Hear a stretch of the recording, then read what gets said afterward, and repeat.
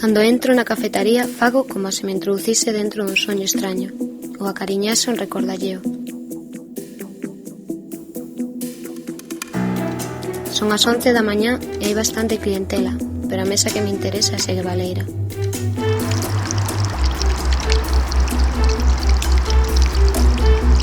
A choiva segue a bater nos cristais, como repenique nervioso dunha metralladora, e pido un café con leite.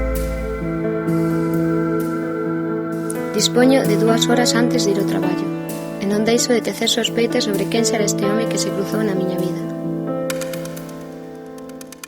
Sigo a cavilar na súa identidade, barallando tantas posibilidades, que a sensación que teño é a de que xa non se trata de un, senón de varias persoas.